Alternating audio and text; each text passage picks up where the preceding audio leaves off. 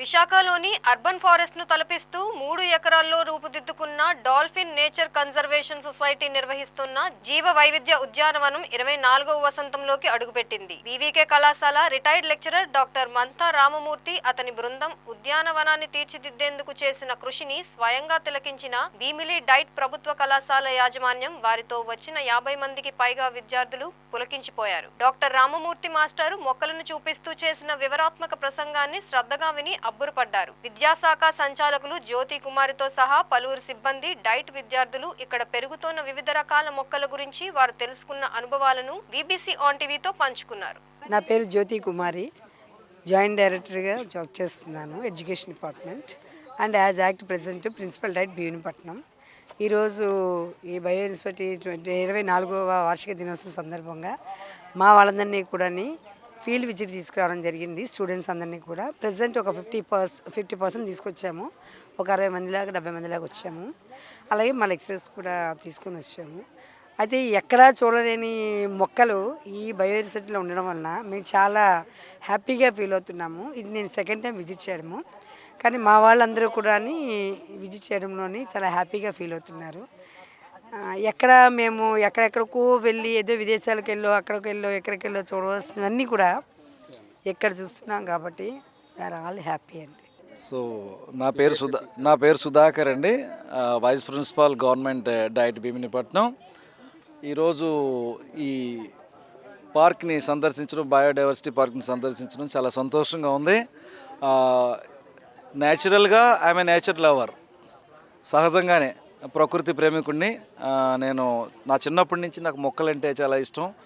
పర్యావరణం పట్ల అత్యధిక స్పృహ కలిగినటువంటి ఒక పౌరునిగానే కాకుండానే ఒక టీచర్ ఎడ్యుకేటర్గా, ఒక టీచర్గా పిల్లల్లో ఈ పర్యావరణ స్పృహ కలిగించడం, అలాగే మొక్కల పెంపకంలో వాళ్ళకి మెలకువలు నేర్పించడం, మొక్కలు ఎక్కువగా అధిక శాతంలో మొక్కలు పెంచేటట్లుగా మా ఉపాధ్యాయ విద్యార్థులందరికీ కూడా మొక్కల పట్ల ప్రేమ కలిగే విధంగా వాళ్ళని ఈ యాక్టివిటీలో డైలీ కూడా ఇన్వాల్వ్ చేస్తాం మేము మా డైట్స్లో కూడాను.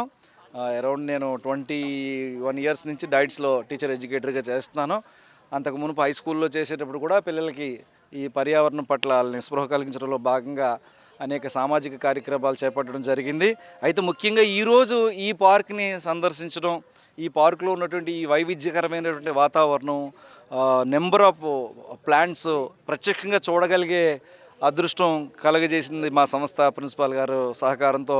మా స్టూడెంట్ టీచర్స్తో పాటు ఈరోజు పార్క్ని సందర్శిస్తున్నాం. అయితే సమయాభావం వల్ల మొత్తం అంతా కూడా పార్క్ అంతా తిరిగి చూడలేకపోతున్నాం. మరొకసారి తప్పనిసరిగా ఈ ప్రాంతాన్ని విజిట్ చేసి మా పిల్లలందరికీ ఇక ప్రతి సంవత్సరం కూడా దీన్ని ఒక మా కరికులంలో భాగంగా పిల్లలందరినీ కూడా తీసుకొచ్చి వాళ్ళకి ఈ మొక్కల పట్ల అవగాహన కలిగించడానికి, పర్యావరణం పట్ల అవగాహన కలిగించడానికి ఈరోజు మేము చేసినటువంటి ఈ ఫీల్డ్ ట్రిప్ అనేది చాలా ఉపయోగపడుతుంది.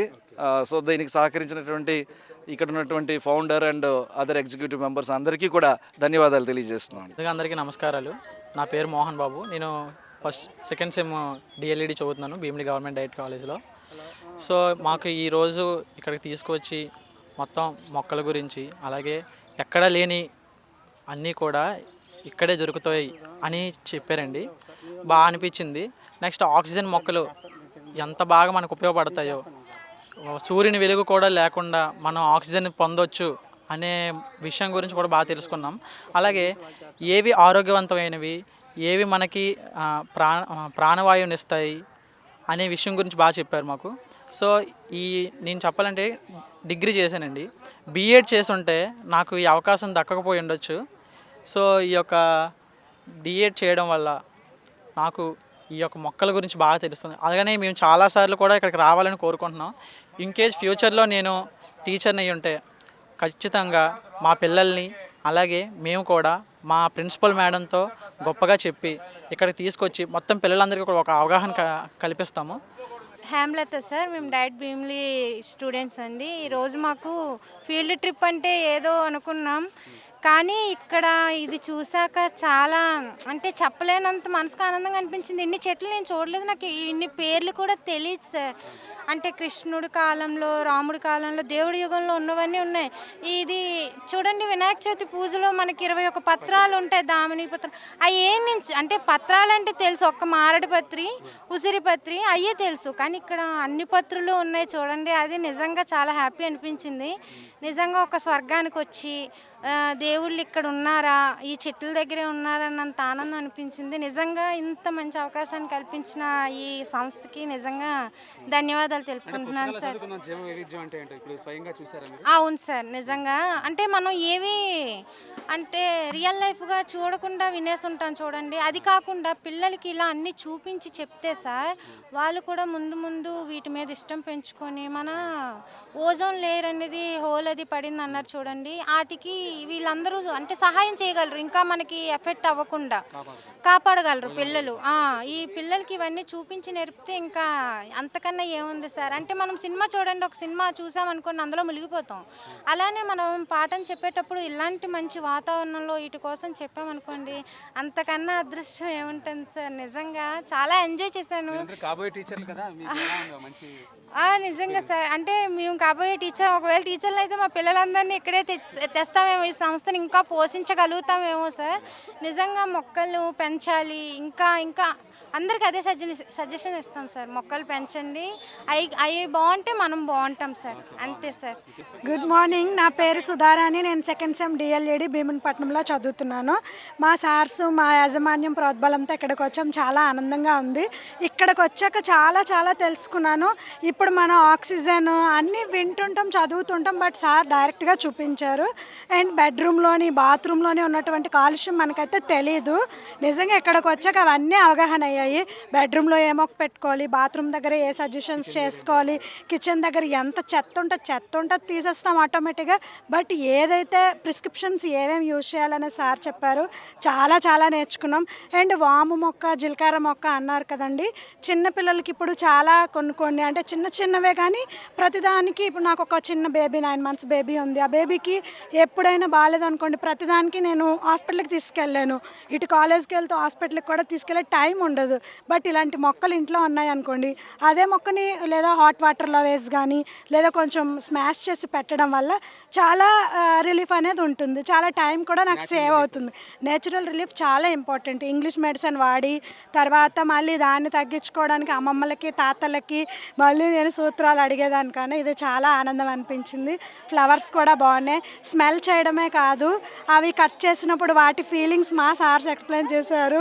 అప్పుడు చాలా ఎమోషన్ అనిపించింది. అండ్ సార్ చాలా అనుభవంతో చాలా బాగా చెప్పారు. మేడం కానీ, సార్ కానీ, స్టూడెంట్స్ కానీ చాలా ఆనందం అనిపించింది. నేను ఇన్ ఫ్యూచర్లో టీచర్ అయితే ఒక స్కూల్లో మినిమం ఒక 20-30 మంది పిల్లలు ఉన్నా నేను ఎవ్రీ ఇయర్ ఇక్కడికి తేడానికైతే నేను ముందుగా నేను ఇందాక తీసుకున్న మంచనే అనుకుంటున్నాను. నేను మంచి నిర్ణయం. నేను ఒక స్కూల్లో ఒక టీచర్ అయినట్టయితే ఒక్కొక్క క్లాస్కి ఎవ్రీ ఇయర్ ఒక్కసారి ఇక్కడికి తెచ్చి ఇవన్నీ చూపిస్తానని నేనే నిర్ణయం తీసుకున్నాను సార్. ఇక్కడికి రావడం చాలా ఆనందంగా ఉంది. చాలా మంచి అంటే ఒక నేచర్, ఇక్కడికి వచ్చాక ఇల్లు, కాలేజు, క్లాసులు ఇవేం గుర్తురాలు, మంచి నేచర్ ఎంజాయ్మెంట్ నేను అనుభవించాను.